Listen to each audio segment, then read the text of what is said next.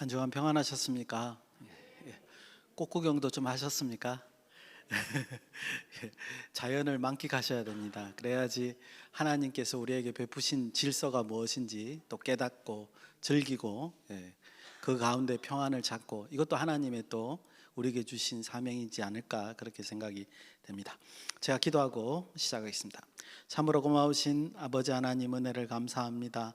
이 좋은 날 우리를 불러주시고 하나님의 말씀에 집중하게 하시며 찬양하며 기도하며 하나님께 경배하게 허락하심을 감사드립니다.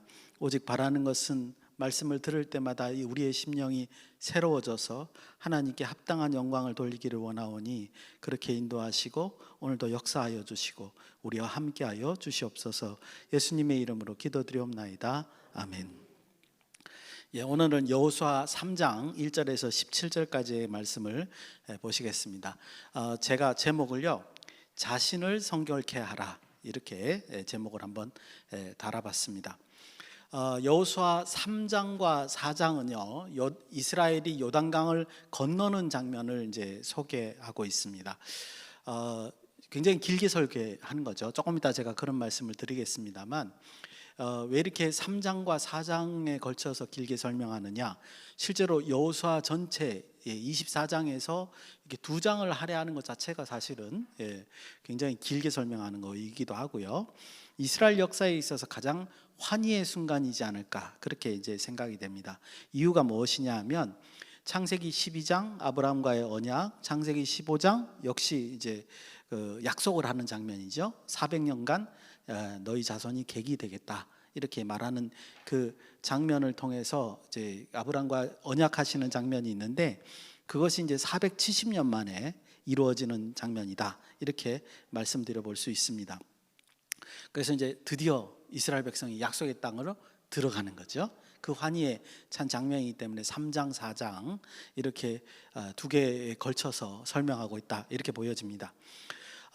이스라엘이 가나안 땅에서 누리게 되는 것은 구체적으로 뭐냐 하면요, 물론 땅을 차지하고 집도 차지하고 뭐 이런 거 있지만 그건 외형적이라고 본다면 더 중요한 사건은 뭐냐면 그 땅을 하나님으로부터 선물 받는다는 겁니다. 그게 굉장히 여호수아서에서는 굉장히 중요한 내용이에요.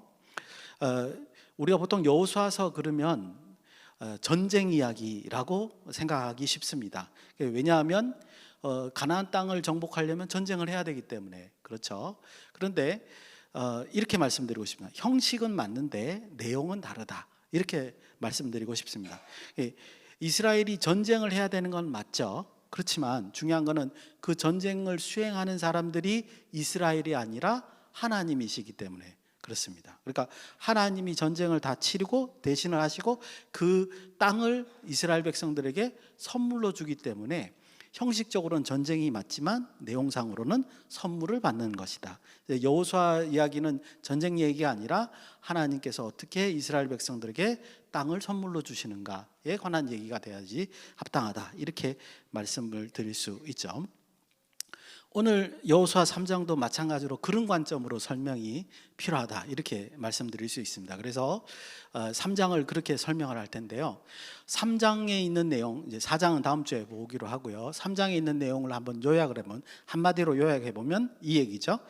요단강을 건넜다, 이렇게 한마디로 요약할 수 있습니다. 근데 요단강을 건넜다는 얘기를 이렇게 길게 해놓은 거예요. 물론 3장, 4장을 거쳐서 다 4장은 3장에 있는 내용을 실행하는 거라고 볼 수 있겠죠. 근데 이제 어떤 사람이 이걸 가지고요, 시간을 한번 따져봤어요. 도대체 이스라엘 백성이 그 요단강을 건널 때 시간이 얼마나 걸렸을까? 이건 추측이죠. 해보니까 이제 장정이 60만이라 그랬고, 만약에 이제 여기에 어린아이들과 여인들은 빠져 있으니까 그 남자들만 카운팅을 한 거니까 4인 가족이라 그러면 240만 정도. 240만이 요단강의 이제 넓이를 생각하면 여기 조금 이따 나오겠습니다만 시기적으로 이제 홍수가 나는데요. 그래서 요단강 중에서 가장 긴, 그 폭이 가장 긴 곳이 대략 한 1.6km 정도 된답니다. 강이니까요, 그죠? 1.6km를 240만이 이렇게 걸어간다고 생각을 해보면, 이제 여기 말대로 맨 땅을 걸어가는 거예요. 맨 땅을 걸어간다고 생각하면 한 4시간이면 충분하겠다, 이렇게 사람들이 계산을 했습니다. 뭐 이제 240만이 한 줄을 쫙 써가지고 이렇게 걸어가지는 않겠죠, 그죠? 예, 이게 어느 정도 사람들이 있고 그 사람들이 걸어서 1.6km를 다 지나가는데 한 4시간이면 충분하겠다 이렇게 계산을 한 거예요. 자, 그런데 이 얘기를 왜 성경에서는 3장, 4장에 걸쳐서 길게 이렇게 설명하냐? 뭔가 강조점이 있지 않느냐 이렇게 말씀드릴 수 있습니다. 그리고요, 조금 더 구체적인 자료들을 말씀을 드리면 이제 아담이라는 성읍 근처에서 물이 멈춘 것으로 되어 있습니다. 3장 16절에 보면요. 그래서 그 여리고 맞은편 강과 물이 아담에서 멈춘 걸로 되어 있으니까 아담과의 그 거리가 대략 27km랍니다. 그러니까는 지금 요단강을 이렇게 건널 때 물이 멈춘 거는 바로 직전에 막 물이 멈춰 있는 게 아니라 저기 27km 전에 물이 멈춰 있는 거예요. 예, 거기서 물이 멈춰서 그 물이 쭉 흘러내려가서 그 다음에 이제 마른 땅이 됐고, 예, 그리고 이제 이스라엘 백성들이 걷는 것이다 이렇게 이제 볼 수 있습니다. 그래서 17절에 분명히 돼 있죠. 이스라엘 백성이 마른 땅으로 건너갔더라. 예, 그렇게 돼 있고요. 그 다음에 여러분들 어디냐면 4장 이제 18절에 보시면 어떻게 되죠? 제사장들이 발바닥을 육지로 밟는 동시에 요단물이 본 곳으로 도로 흘러서 전과 같이 언덕이 넘쳤더라 이렇게 돼 있죠, 그죠? 그러니까 제사장들이 빠져나오니까 물이 어떻게 된 거예요? 다시 원래대로 홍수같이 찬 그런 이제 상황이 되었다 이렇게 우리가 볼 수 있습니다. 그러니까 제가 지금 말씀드린 거는 3장과 4장의 증언들을 봤을 때 진짜 어떻게 된 거예요? 원래 물이 한참 많이 있었고, 그런데 이따가 말씀드리겠지만 제사장이 발을 딛는 순간 물이 멈췄고, 그게 27km 전에 멈췄고, 그리고 맨 땅이 되어서 이스라엘 백성들이 다 건넜고, 그 다음에 제사장이 마지막으로 건너서 강에서부터 발을 떼는 순간 물이 다시 흐르기 시작해서 다시 원상태가 되었다 이 얘기예요. 예, 이 사건을 3장과 4장을 통해서 이렇게 장황하게 설명하고 있다는 거죠. 왜 그렇게 했을까? 한마디면 되는데 요단을 건넜다 그러면 되잖아요, 그죠? 그러니까 뭔가 모르게 강조하는 포인트가 여기에 담겨져 있다 이렇게 지금 말씀을 드릴 수 있습니다. 그래서 저는요, 오늘 이제 이 사건들을 설명하는데 오늘 순서를 거꾸로 할 거예요. 뒤에서부터 지금 대략 3단락으로 나눠집니다. 1절에서 6절 요거를 제일 마지막으로 할 거예요. 이유가 뭐냐 하면 이 여호수아서 3장은 1절에서 6절이 가장 중요하다고 생각하기 때문에 그렇습니다. 그래서 요거를 제일 마지막으로 설명을 드리고 7절에서 13절까지 그 다음으로 하고, 제일 첫 번째는 14절에서 17절 이렇게 역순으로 제가 좀 설명을 드리겠습니다. 왜냐하면 뒤에 게, 그러니까 우리 성경에서는 제일 앞에 게 제일 중요하기 때문에 마지막으로 말씀드린다 이렇게 말씀드리겠습니다. 자, 먼저 첫 번째입니다. 14절에서 17절 제일 뒤에 있는 말씀이죠. 여기는 4시간의 사건을 이제 어떻게 하는가를 이제 잘 설명을 하고 있습니다. 아까 말씀드린 대로 이게 굉장히 중요한 사건이라고 생각하기 때문에 이렇게 길게 설명하는 것 같아요. 그 내용을 한마디로 요약하면 어떻게 볼 수 있냐면요, 이스라엘의 능력으로 요단강을 건넌 것이 아니라 하나님의 기적과 같은 능력으로 이스라엘이 요단강을 건너게 된다. 요거를 강조하기 위해서 지금 이렇게 장황하게 길게 요단을 건너는 사건을 이제 얘기하는 것처럼 보여집니다. 먼저 그걸 알려면 이 14절에서 17절에 있는 표현들을 좀 보셔야 되는데요. 앞에 말씀드린 것 같이 3장 15절에 보면 요단을 건너게 될 때 시기가 나옵니다. 요단강의 지금 상태를 잘 알려주는 그 시기가 어디냐면 이렇게 표현되어 있죠. 요단이 곡식 거두는 시기라고 되어 있습니다. 우리는 이제 이스라엘 지역에 살지도 않고 그다음에 고대 사회에 살지도 않았기 때문에 이 말이 무슨 말인지 모르지만 학자들이 추적해 보니까 요단이 곡식을 거두는 시기라고 하는 시기는 요단강이 항상 홍수가 나는 시기라는 거예요. 그게 무슨 말이냐면요, 요단강은요 저쪽 북쪽에, 요단강 북쪽에 헬몬산이라는 곳에서 물이 내려옵니다. 그래서 헬몬산은요 겨울 내내 눈이 내려서, 원래 이스라엘은 북쪽으로 갈수록 비가 많이 오고 겨울철에 비가 많이 와요. 그러니까 겨울철에는 보통 눈이 내리겠죠. 눈이 내려서 헬몬산을 싸고 있다가 봄이 돼서 녹으면 어떻게 돼요? 그 모든 눈이 물로 돼서 다 내려오는 거예요. 그럴 때는 물길도 너무 세고 그리고 양도 많아서 항상 이 여리고성 주변에 있는 이 요단강은 범람하는 물이 차오르는 그런 시기라는 거죠. 그때가 요단이 곡식을 거두는 시기다 이렇게 돼 있고요. 그 뒤에 보면 그때는 항상 언덕이 넘치더라 이렇게 이제 표현이 돼 있죠. 그리고 아까 전에 건너고 나니까 4장에서도 뭐요? 언덕이 넘쳤다 이렇게 이제 표현하는 것을 우리가 볼 수 있습니다. 한마디로 말하면 요단강이 범람하는 시기다라고 말씀드릴 수 있는데 학자들이 이렇게 합니다. 그때 시기에 어떻게 되냐면 요단강의 깊이가 3m 정도 된대요. 그러니까 사람이 걸어서 갈 수 있는 정도가 아니라는 거죠. 그 다음에 폭이 보통 1km 정도 된대요. 요단강이 그렇게 원래 폭이 물론 저는 안 가봤습니다. 안 가본 사람이 더 잘한다고 그죠? 안 가봤지만 폭이 한 1km 정도 된대요. 그런데 그거를 지금 성경은 뭐라는 거예요? 그 홍수 시기 때 맨 땅을 걸어갔다 그렇게 지금 얘기하는 거라는 거죠. 그래서 여기서 말씀드린 거는 아까 학자들이 추정한 것처럼 4시간 만에 240만 명이라고 하는 사람들이 거기를 4시간 만에 지나간다. 불가능한 시기라는 거예요. 물이 흐르고 있으면 이건 말도 안 되는 시기라는 거예요. 그러니까 이 말은 무슨 지금 14절에서 17절에 증언하는 내용은 뭐냐면 이거는 하나님이 도와주시지 않으면 요단강을 건널 수가 없다는 얘기를 하는 거예요. 우리가 그거를 이제 여기서 인식을 하셔야 된다는 거죠. 여러분 그렇다는 얘기는 두 번째 홍해 사건, 홍해 바다를 가르는 사건이 여기서 벌어진 것이다 이렇게 볼 수 있습니다. 홍해 바다를 가르고 건너는 사람들은 광야 1세대에 있고 지금 광야 2세대가 요단강을 건너는데 그와 동일한 기적이 지금 여기서 벌어지고 있다 그 얘기를 하는 거예요. 그게 똑같이 이스라엘 백성들이 그걸 감흥을 지금 느끼고 있는 것이다 이렇게 볼 수 있습니다.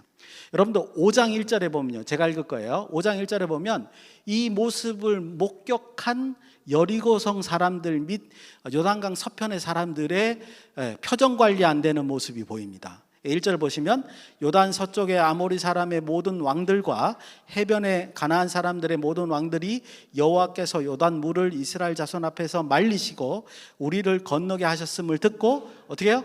마음이 녹았고 이스라엘 자손들 때문에 정신을 잃었더라 이렇게 얘기합니다. 지금 이스라엘 백성 얘기하는 게 아니라 요단 서편에 있는 그 여리고성 사람들과 그 가나안 땅 사람들이 그 장면을 목격하고 정탐꾼으로부터 들은 얘기를 듣고 어떤 심정인가를 잘 보여주는 거죠. 한마디로 정신줄을 놓았대요. 있을 수가 없는 거라는 거죠.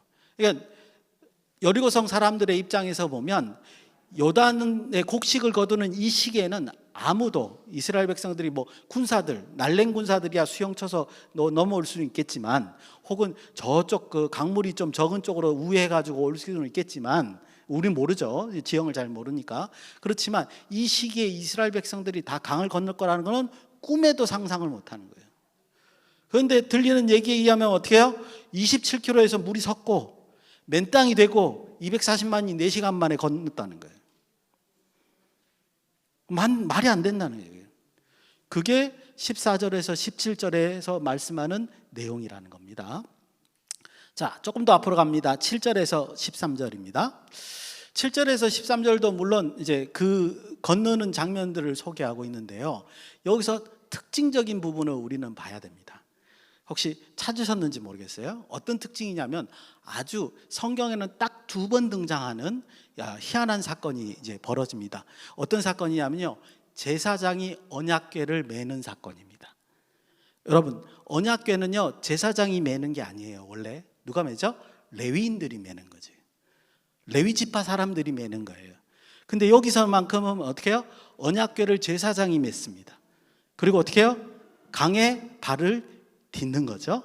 그렇게 명령하고 제사장들이 언약궤를 메고 지금 건너가는 사건이 벌어진다 이 말이죠. 이게 이제 7절에서 13절에 가장 중요한 사건이라는 겁니다. 이건 성경에서 딱 2번 나오는 거고 여기서 이제 첫 번째 나오고 두 번째 사건은 이제 요거에 관한 해석은 두 번째 사건 때 제가 말씀을 드리겠습니다. 어디에서 또 제사장이 언약궤를 메는가 곧 있으면 이제 등장을 합니다. 그래서 과연 이거를 왜 벌어졌을까? 이제 7절에서 그 설명이 있습니다. 이건 같이 한번 읽어보겠습니다. 7절 말씀입니다. 시작. 여호와께서 여호수아에게 이르시되 내가 오늘부터 시작하여 너를 온 이스라엘 목전에서 크게 하여 내가 모세와 함께 있었던 것 같이 너와 함께 있는 것을 그들이 알게 하리라. 즉 하나님께서 여호수아와 함께 있다는 걸 누가 하는 거예요? 이스라엘 백성이 알게끔 하는 게 목적이라는 것을 말씀드리고 있는 거죠. 자, 그래서 이제 명령을 내립니다. 이제 그렇게 목적을 이제 알았으니까 이 사건들을 해석을 해야 되죠. 어떻게 하느냐?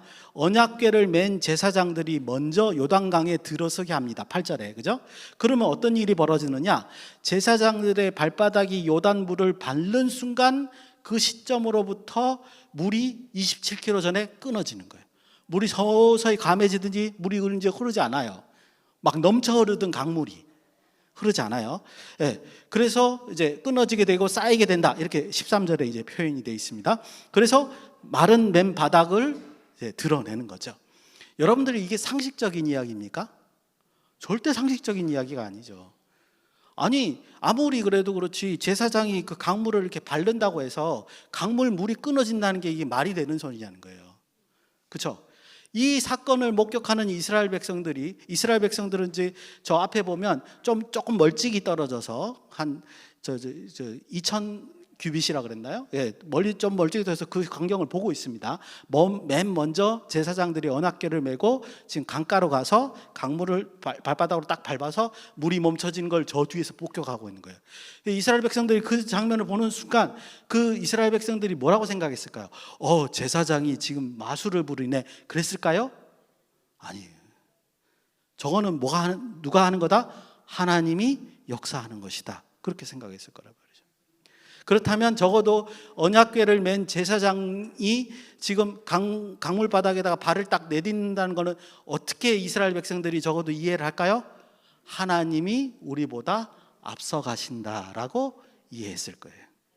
제사장들의 그 발걸음은 하나님께서 우리보다 앞서서 가게 한다, 강물을 건너게 한다라고 인식을 했고, 제사장이 발을 딱 밟는 순간 물이 멈췄기 때문에 이제 흐르지 않고 맨 땅이 됐기 때문에 하나님이 저 길을 열어주셨다라고 생각했을 거라는 거예요. 그게 굉장히 중요합니다. 즉 언약궤를 맨 제사장은 하나님이 함께 하시는 증표인 거예요. 그리고 그 증표의 명령을 누가 했어요? 여호수아가 내렸잖아요. 즉 여호수아의 말은 하나님이 함께 하셔서 내린 명령이라고 이해했을 거라는 거예요. 이해가시죠? 그죠? 그거를 하나님이 보여주시는 거죠. 그러니까 이스라엘 백성들에게는 누구 말을 들어야 돼요? 여호수아의 말을 들어야 해요. 그리고 이 모든 행동은 누구와 함께 하는 거예요? 하나님과 함께 하는 거예요. 이 두 가지가 바로 여기 몇 절이에요? 7절에서 13절에서 보여주는 의미이다, 이겁니다. 두 가지.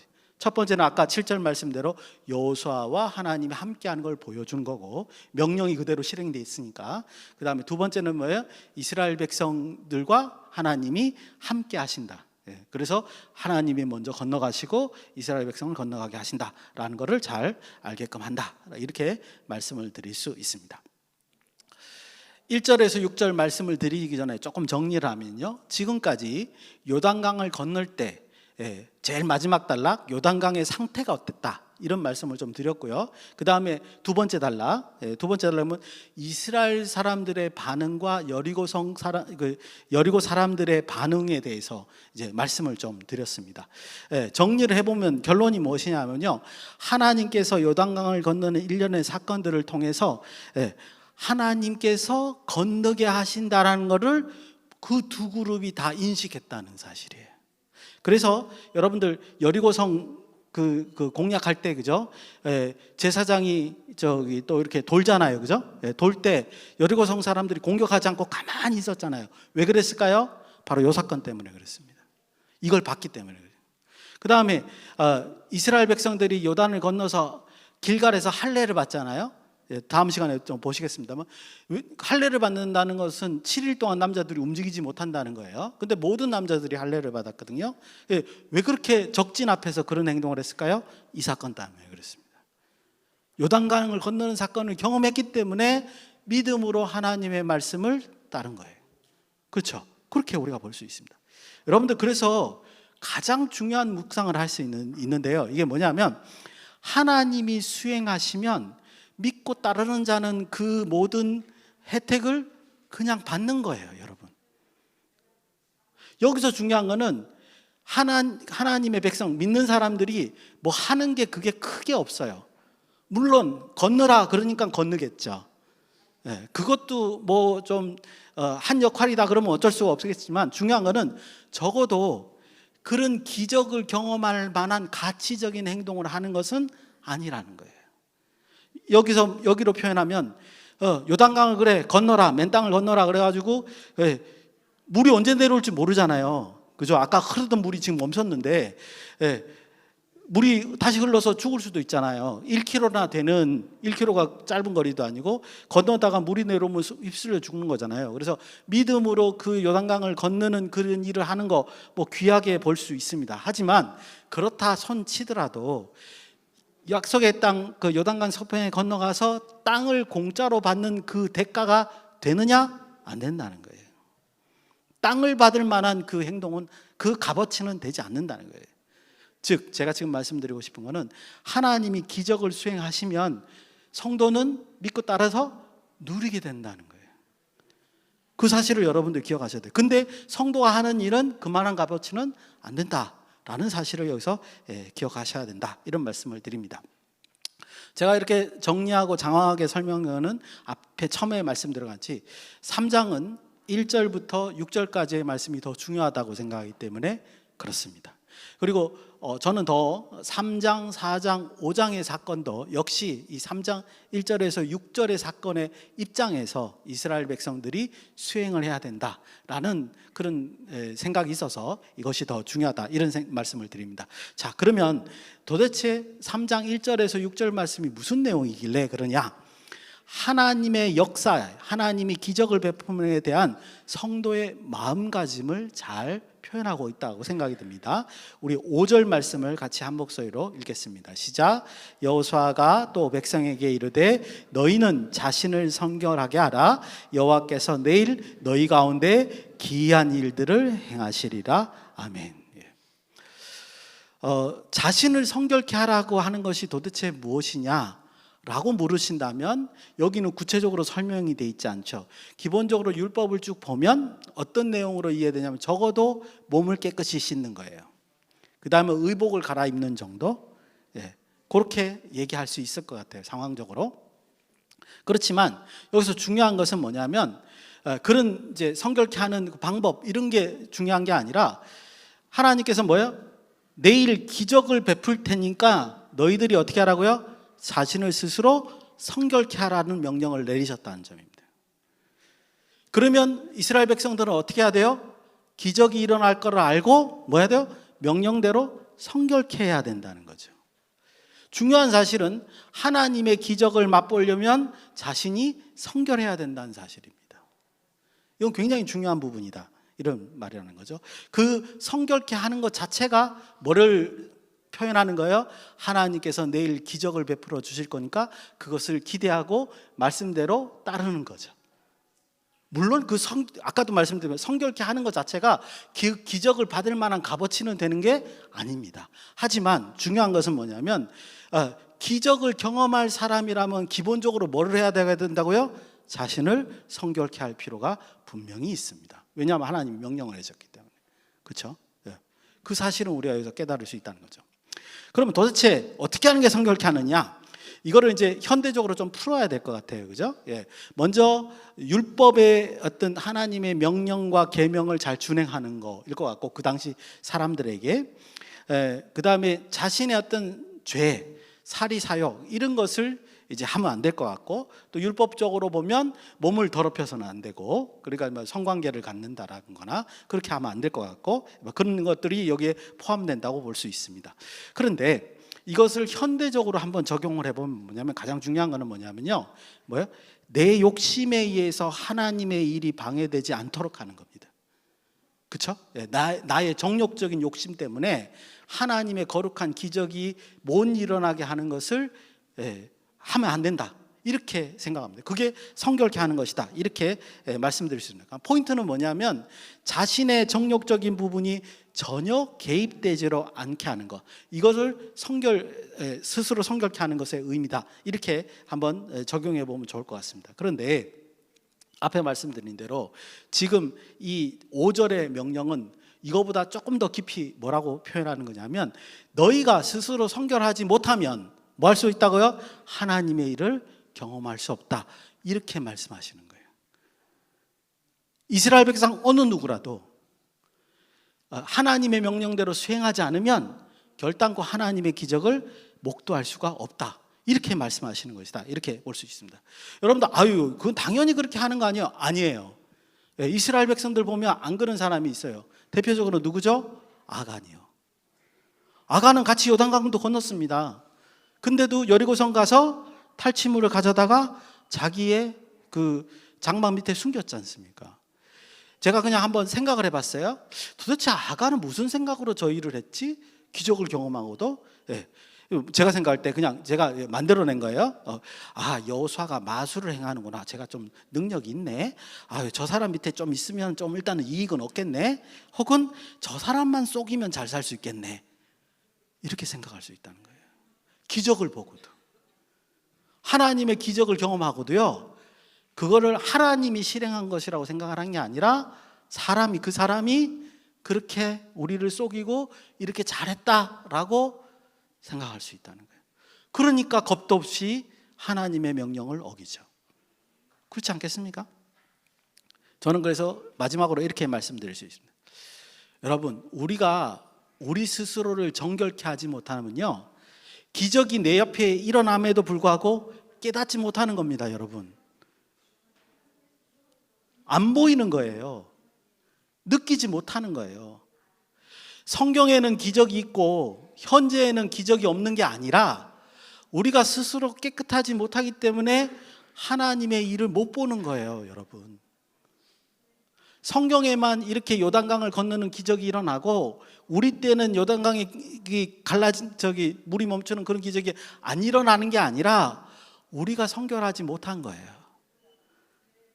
우리가 인정하지 않는 거라고요. 그 기적이 일어날 거라고 생각조차도 안 하는 거예요. 여러분, 그거 아셔야 돼요. 우리가 늘 고백하지 않습니까? 성경을 말씀을 통해서 주님 우리와 가까이 있다라고 고백하시죠. 찬양할 때도 그렇게 하시죠. 그죠? 기도할 때도 그렇게 하시죠. 근데 왜 주님이 우리와 가까이 있는데 기적이 우리하고 가까이 왜 없습니까? 그거는 우리 주님의 능력인데. 그렇잖아요. 그럼 누가 문제가 있는 거예요? 주님 우리하고 가까이 있는데 우리가 문제가 있는 거예요. 우리가 문제가 있는 거예요.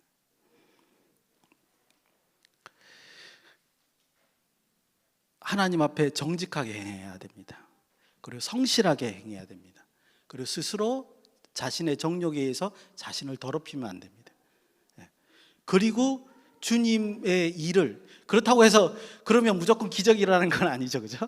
하나님이 우리를 통해서 역사할 때 기적이 일어나는데, 그럴 때 그런 준비가 되어 있으면 하나님이 적당하신 시기에 가장 필요할 때 우리를 통해서 기적을 보여주시는데, 이렇게 준비를 하고 있지 않으면 적어도 하나님의 기적은 볼 수가 없는 것이다. 이렇게 말씀드릴 수 있습니다. 오늘 여호수아의 말씀을 바탕으로 해서 하나님을 기적을 경험하시는 저와 여러분이 되시기를 예수님의 이름으로 축원드립니다. 기도하겠습니다. 고마우신 아버지 하나님, 은혜를 감사드립니다. 오직 아버지, 우리가 스스로 성결케 하고 하나님의 명령으로서 벗어나지 않으며 죄와 연결되지 않으며 오직 하나님의 일이 우리 가운데 있도록 소원하는 우리가 되어서 하나님의 기적들이 벌어지는, 우리 가운데 목도되는 귀하고 복된 역사가 우리 가운데 있도록 인도하시고 함께하여 주시옵소서. 예수님의 이름으로 기도드리옵나이다. 아멘.